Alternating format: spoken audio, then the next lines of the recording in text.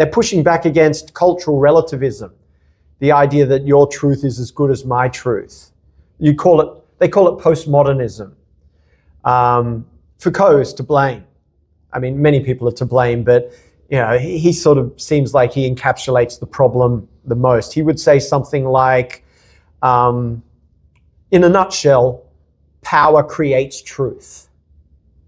There isn't really an external reality, or power creates truth. Power creates reality.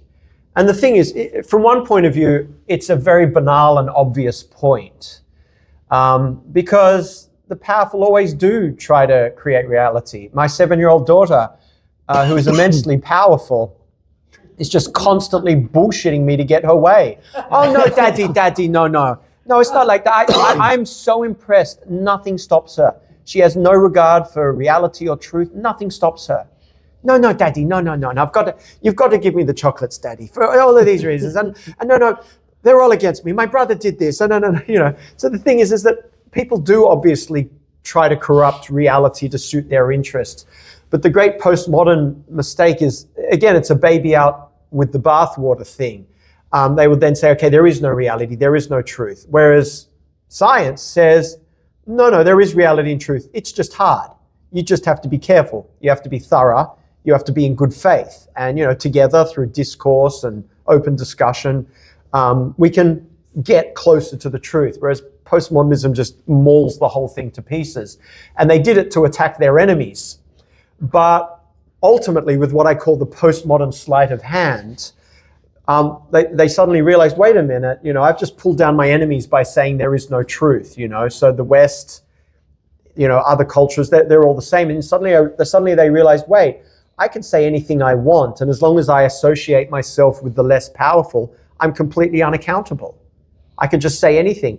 So we've had this great weakening of intellectual standards within the university, and which is, again, spread out into wider society. And it's always ringed by taboos.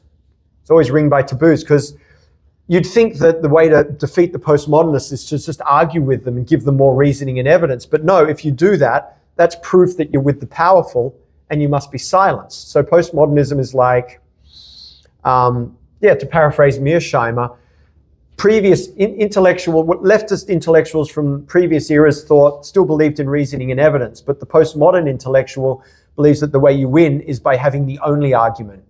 So rather than having like enlightenment, open discussion, reasoning and evidence, the postmodern way is you begin by assuming you're right. You're right because you're associated with the less powerful, and everyone else has to shut up. And ultimately, you mentioned you wanted me to say this, ultimately it's just a way for licensing cruelty. Because you can be cruel to anyone in an identity group you don't like, and that's completely justified because they're already bad. It's racism, it's bullying, that's all it's become in the end. So the IDW is pushing back against all of this.